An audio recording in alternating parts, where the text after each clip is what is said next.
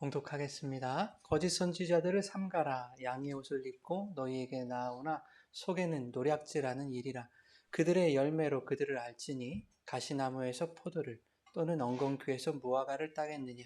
이와 같이 좋은 나무마다 아름다운 열매를 맺고 못된 나무가 나쁜 열매를 맺나니 좋은 나무가 나쁜 열매를 맺을 수 없고 못된 나무가 아름다운 열매를 맺을 수 없느니라. 아름다운 열매를 맺지 아니하는 나무마다 찍혀 불에 던져지느니라. 이러므로 그들의 열매로 그들을 알리라. 나더러 주여 주여 하는 자마다 다 천국에 들어갈 것이 아니요 다만 하늘에 계신 내 아버지의 뜻대로 행하는 자라야 들어가리라.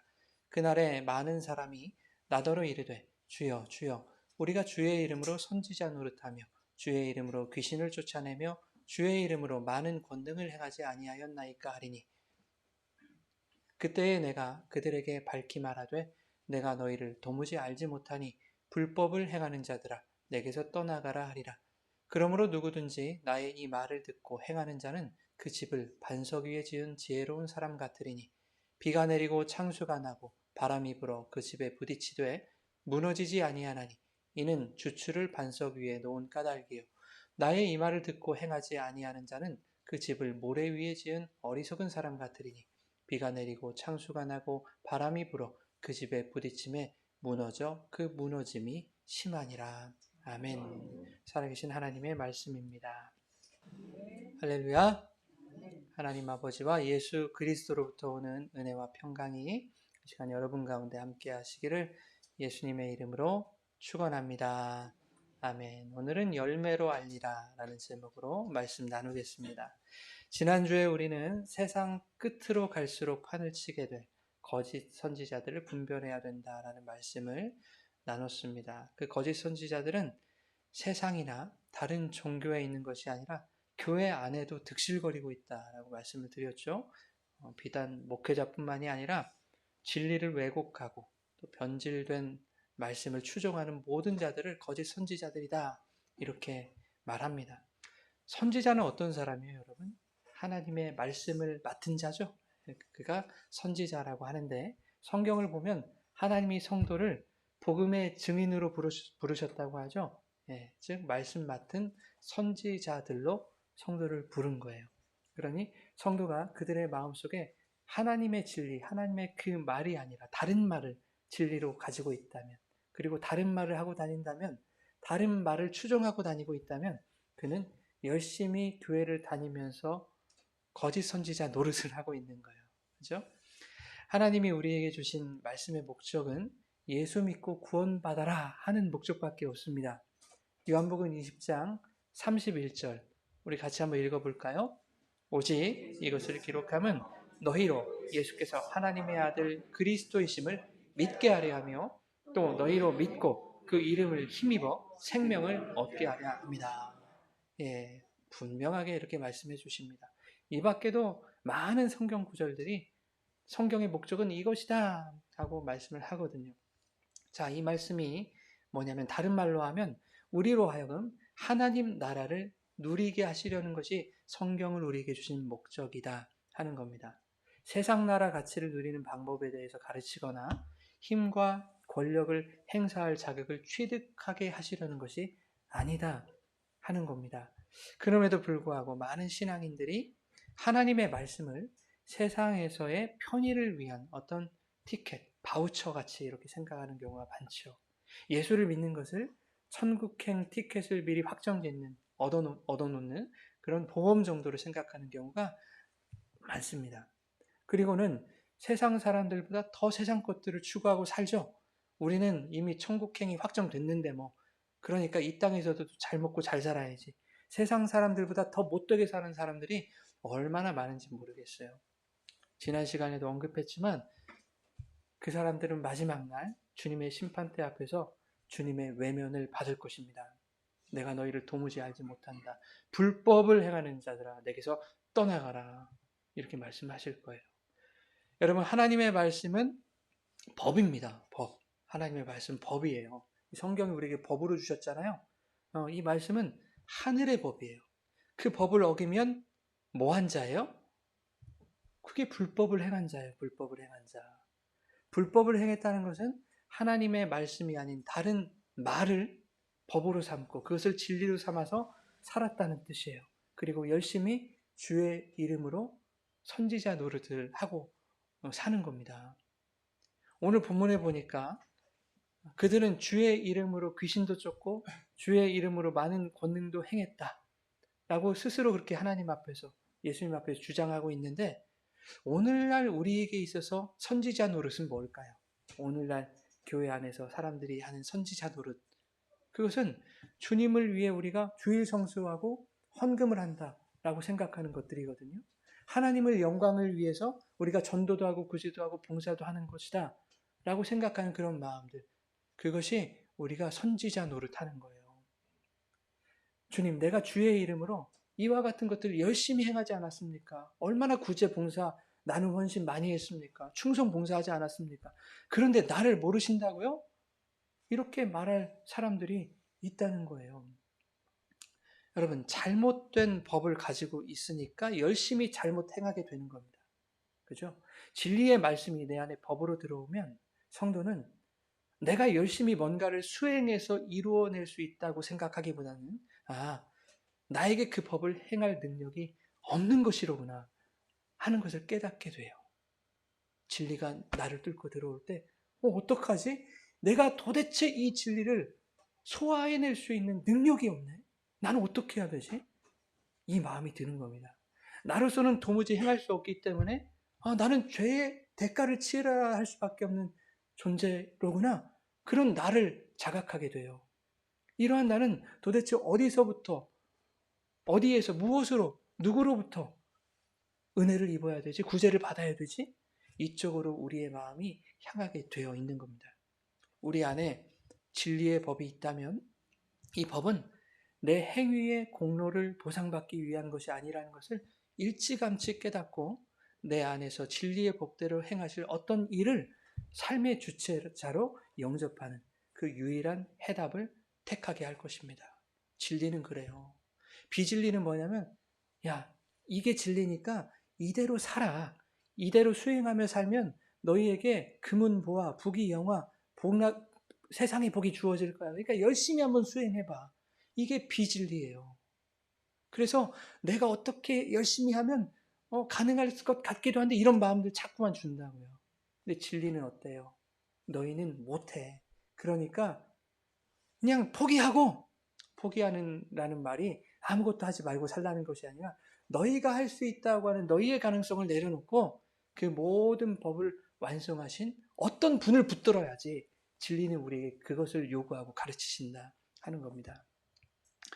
너무나 안타까운 기독교 현실은 뭐예요? 수십 년 전이나 지금이나 여전히 성도의 열심과 충성스러운 신앙생활로 하나님께 영광 돌리자라는 그 가르침을 벗어나지 못하고 있어요. 하나님께 영광 돌려야죠. 그게 뭐 잘못된 것입니까? 돌리세요.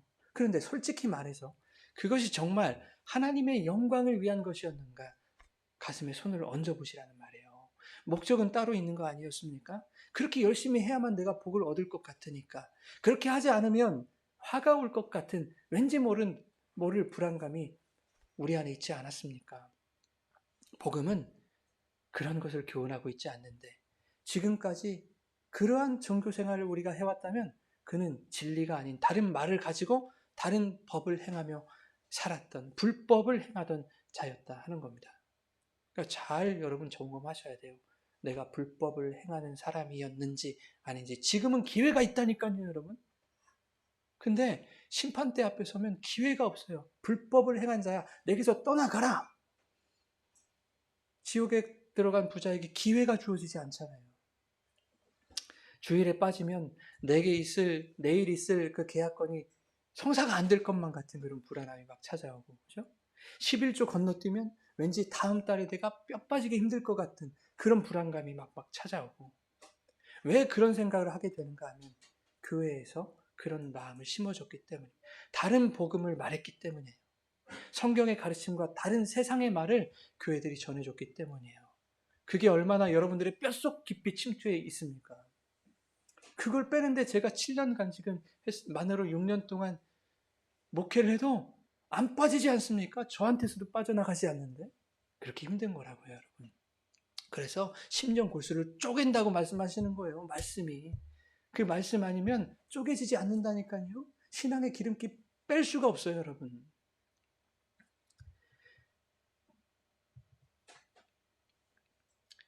꾸역꾸역 율법적으로 우리가 행하면서 이렇게 교회 다녔는데 마지막에 주님께서 내가 너를 알지 못한다. 불법을 행하는 자야. 라고 하시면 그때 누구를 원망하겠어요? 목사를 원망하겠어요? 소용이 없다니까요. 그때는. 네. 그렇다고 해서 야, 잘 됐네.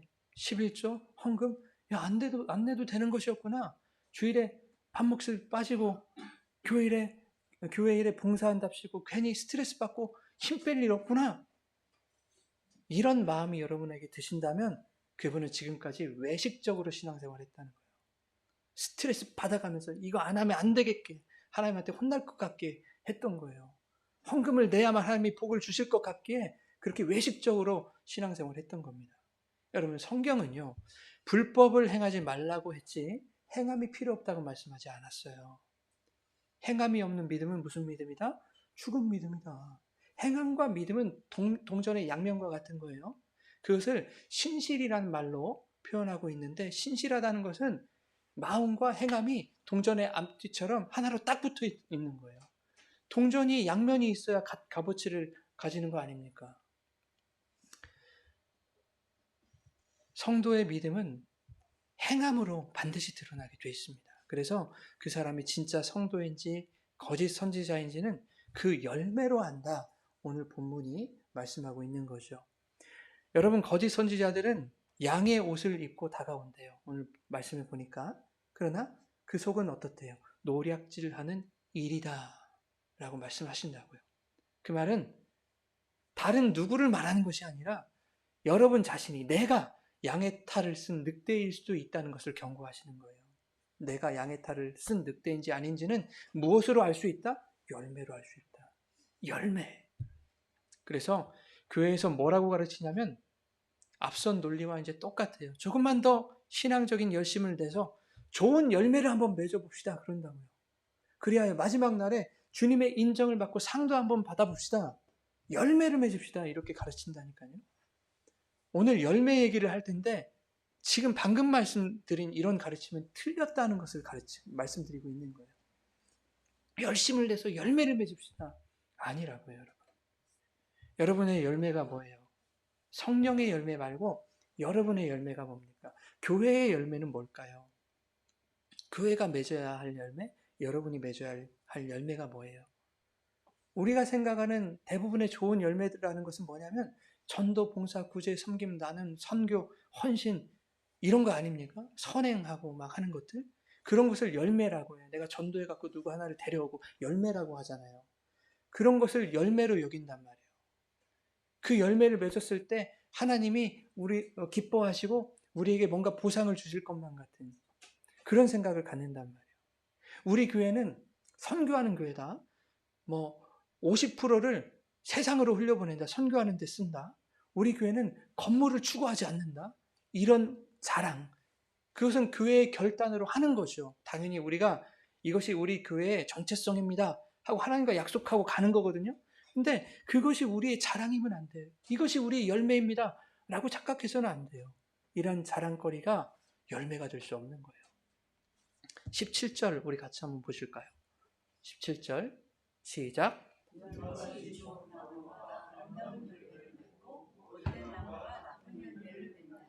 좋은 나무가 나쁜 열매를 맺을 수 없고 못된 나무가 아름다운 열매를 맺을 수 없느니라 그러거든요. 무슨 말이냐면 좋은 나무는 나쁜 열매를 맺을 수 없대요. 그죠? 못된 나무는 좋은 열매를 맺을 수 없답니다. 이 말씀에 여러분 쉽게 동의가 되세요? 이 말이 당연한 것 같으세요? 18절까지 읽었어야 되는데 제가 기록을 못 해놨네요. 많은 사람들이 좋은 열매와 나쁜 열매에 대한 선입견을 가지고 이 말씀들을 이해하고 있어요.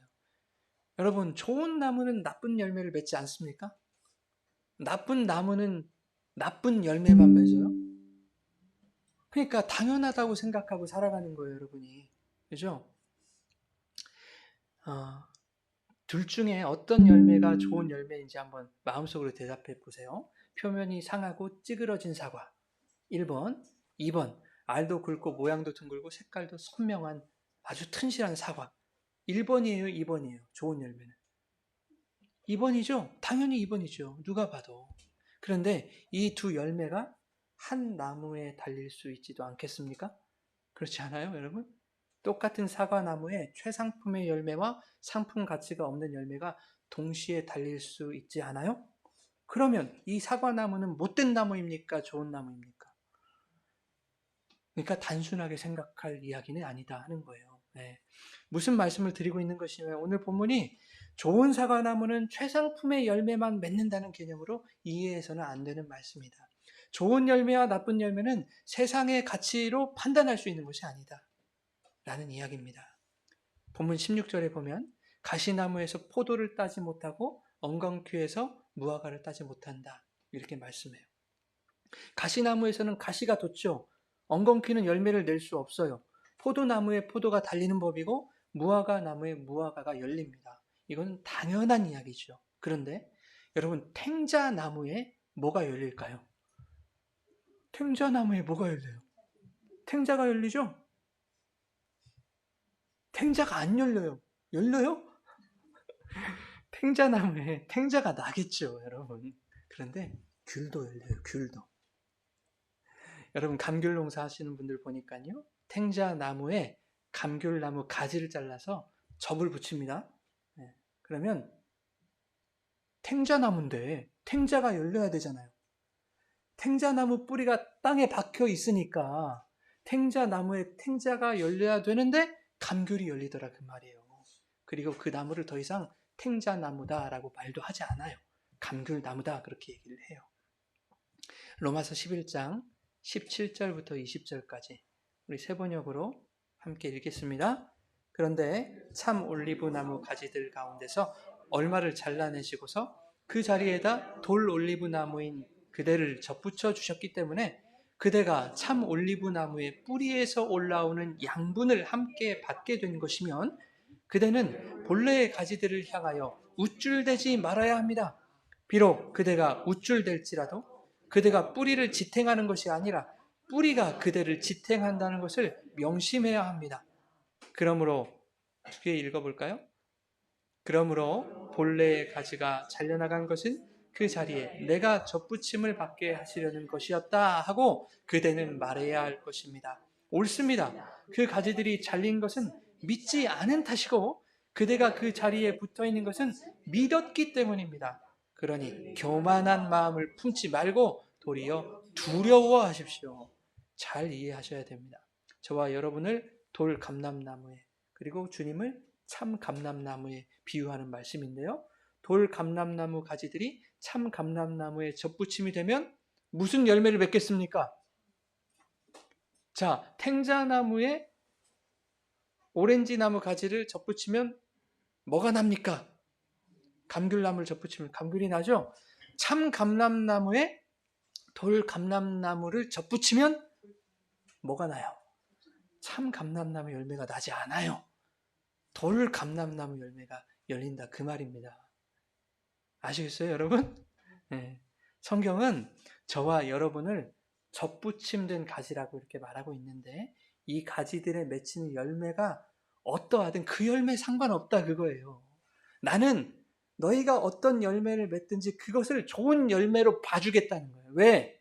그 열매는 접붙여진 참 감람나무의 생명을 통해서 맺힌 것이기 때문에 내 양분과 하나님의 양분과 그 진행으로 맺혀진 열매이기 때문에 그것이 참 감람나무 열매인지 돌 감람나무 열매인지 그거는 필요 없다 그 말이에요. 나에게 접붙여져서 내 양분으로 양분이 공급돼서 맺혀진 열매라면 어떤 모양이나 형태든지 나는 좋은 열매를 봐주시겠다 그 말이에요. 한 나무에 나쁜 열매, 못생긴 열매, 예쁜 열매 달린다니까요. 근데 둘 다 예쁜 열매를 봐주시겠다는 거예요. 즉 좋은 열매 맺으라고 여러분이 생각하는 좋은 열매 그 열매 맺으라고 접붙여 주신 것이 아니더란 말입니다. 돌 감람나무 가진 너희의 열심과 노력으로 참 감람나무 열매를 맺으라고 접붙여 주신 것이 아니다 하는 거예요. 애초에 그것은 불가능한 일이니까. 돌 감람나무인 우리를 참 감람나무에 접붙이신 것은 너희가 어떤 가지이든 나무이신 그리스도께 붙어 있을 때 그분의 생명을 공급받아 살 수 있다는 것. 그것을 말씀하는 거예요. 생명을 공급받아야 그 가지의 열매가 맺히는 거 아닙니까? 우리가 생각하는 보기 좋은 열매, 먹음직한 열매, 나를 이롭게 해줄 것 같은 그 열매, 그것을 성경이 뭐라고 하는 줄 아세요? 선악과라고 해요. 보암직도 하고 먹음직도 하고 지혜롭게 할 만큼 탐스럽게 기도한 그 열매, 그 선악과 말고 조금 찌그러지고 상처나고 좀 부족하고 모자라고 알이 작더라도 내 생명력을 받아서 자란 그 열매가 좋은 열매라는 거예요. 주님은. 그런데 그나마도 너희의 힘으로 맺을 수 있는 것이 아니다. 접붙임 받지 않으면 너희는 열매 못 맺는다. 그래서 로마서 11장 20절에 뭐라고 했습니까? 그 가지들이 잘린 것은 행하지 않은 탓이고 믿지 않은 탓이고 그래요. 그렇죠? 그대가 그 자리에 붙어 있는 것은 잘 행했기 때문이다. 믿었기 때문이다. 그래요. 열매 맺는 것은 가지가 하는 일이 아니라 나무가 하는 일이므로 너희가 무슨 열매를 맺는지가 중요한 것이 아니라 가지는 나무에 붙어 있는 것이 중요하다라고 하는 말씀을 하고 계시는 거예요. 예수라는 그 포도나무에 가지로 착 달라붙어 있어라 하는 겁니다. 붙어 있으면 모양이 어떠하든지 그 내용이 어떠하든지 맛이 어떠하든지 그 열매는 그리스도가 맺었다 하는 거예요. 귀한 열매더라. 자, 요한복음 15장 16절 같이 읽겠습니다. 너희가 나를 택한 것이 아니요 열매를 맺게 하고 또 너희 열매가 항상 있게 하여 내 이름으로 아버지께 무엇을 구하든지 다 받게 하려 함이라. 내 이름으로 아버지께 구한 거 다 받게 한다고 하니까요. 이것도 오해해가지고 내가 원하는 거 막 달라고 이렇게 조르는 말씀으로 이걸 사용하는데 아니에요. 너희로 가서 내가 너희를 택해 세웠다고 그러죠. 내가 너희를 그 가지를 잘라가지고 내 나무에 너희를 접붙였다. 내가 너희를 택했다. 여러분 접붙일 때요. 다 쓰이는 게 아니잖아요. 이 가지를 잘라가지고 밑에 잘라내고 위에 연한 가지 잘라내고 어느 정도 적절한 것들만 끊어가지고 그거 접붙이거든요. 택함 받은 거거든요. 택함 받지 못한 애들은 다 버려져요. 내가 너희를 택해 세웠다. 너희는 나의 택함을 받은 자다. 근데 왜? 너희로 가서 열매 맺게 하려고. 너희로 하여금 너희 안에 열매가 있게 하려고 내가 너희를 택한 것이다. 열매는 내가 맺게 한다. 이 말이거든요. 그러니까 우리가 아버지께 구해야 될 건 뭐예요? 하나님이 우리에게 맺게 하신 그 열매를 구하라는 말씀이거든요. 나는 너희에게 그것밖에 못 준다. 너희는 그것을 구해야지. 나에게 접붙임받은 너희들이 왜 다른 나무 열매를 달라고 하니? 이런 말씀인데 사람들이 다 오해하고 있는 거예요. 열매는 너희가 맺는 것이 아니라 열매를 맺게 하시는 분이 있다라는 얘기예요. 여러분 출애굽기 19장에 이스라엘 백성이 일제히 말했잖아요. 우리 여러 번 말한 거. 여호와의 말씀대로 준행하겠나이다. 이스라엘 백성들이 그렇게 장담했다니까요. 그 말이 끝나기가 무섭게 그들은 십계명 돌판에 잉크가 마르기도 전에 뭐 했어요? 금송아지 만들어 버렸어요. 그래서 모세가 경노하면서 하나님께 기껏 받아온 십계명 돌판 깨트려 버렸다니까요. 하나님의 법이 새겨진 그 돌판 그거를 깨트려 버렸어요. 모세가.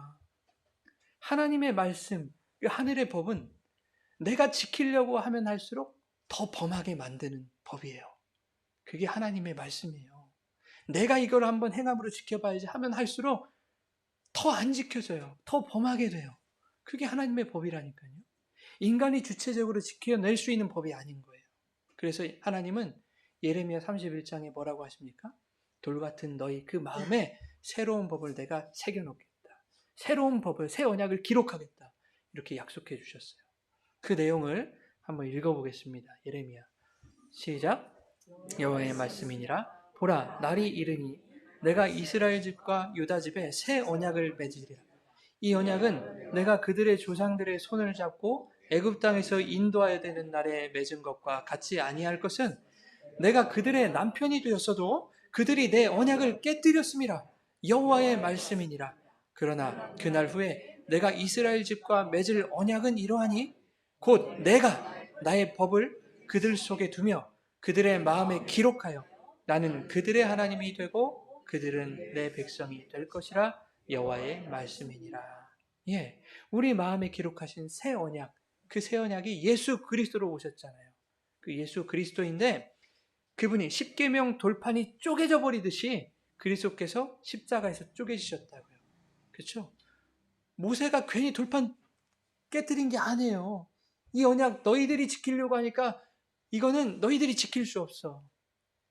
그러니까 우리가 지키겠다고 하는 우리의 노력과 열심, 그것을 예수님이 다 짊어지시고 십자가에서 쪼개져 버리신 거예요. 그렇게 쪼개주셔서 우리 안에 생명의 성령의 법으로 오신 거예요.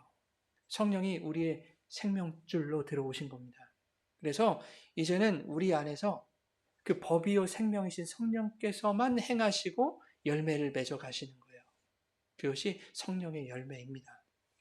그런데 오늘 본문을 보면 거짓 선지자인지 아닌지 그리스도께 접붙여진 자인지 아닌지는 그들의 열매로 한대요. 우리의 열매로 한다는 거예요. 열매는 우리의 행위로 맺을 수 있는 것이 아니라면서요. 성령이 맺으신다면서요. 그런데 그럼에도 불구하고 왜 우리의 열매로 안다라고 말씀을 하시느냐고요. 이게 무슨 말씀입니까? 흔히 성도들이 우리가 주님의 영광을 위해서 신앙생활 열심히 하면 열매를 맺을 수 있다라고 이렇게 생각을 해요. 그러나 열매를 맺는 일은 내 안에 생명을 공급하시는 성령의 일이죠.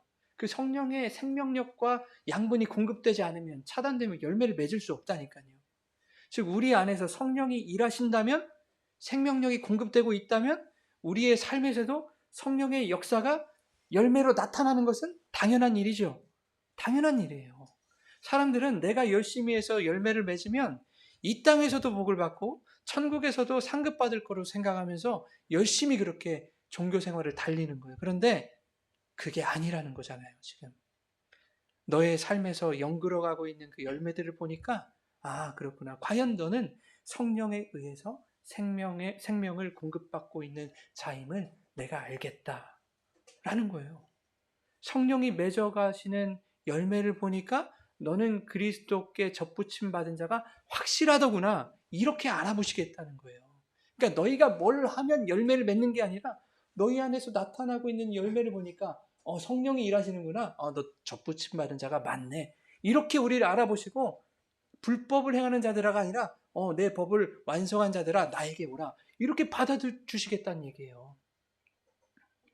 여러분 성경이 말하는 인간이 맺을 수 있는 열매는 단 하나밖에 없거든요. 그것을 뭐라고 하냐면 회개에 합당한 열매래요. 성경이. 자, 마태복음 3장 7절부터 11절까지 9절까지 먼저 읽겠습니다. 시작. 요한이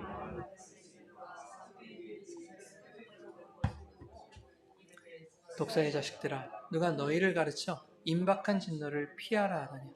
그러므로 회개에 합당한 열매를 맺고 속으로 아브라함이 우리 조상이라고 생각하지 말라. 내가 너희에게 이르노니 하나님이 능히 이 돌들로도 아브라함의 자손이 되게 하시느니라. 세상에 돌들로도 하나님 자녀 되게 하시겠다는 거예요. 그 능력은 하나님께 있어요. 돌 감람나무 같은 자들도 아브라함의 자손, 당신의 자녀로 삼아주시겠다. 참 감람나무의 생명을 공급받게 하시겠다. 그거는 너희의 어떤 행함으로 안 돼. 하나님이 하시겠다는 얘기예요. 계속해서 10절부터 읽겠습니다. 시작. 이미 도끼가 나무에 찍혀 불에 던져지느니라.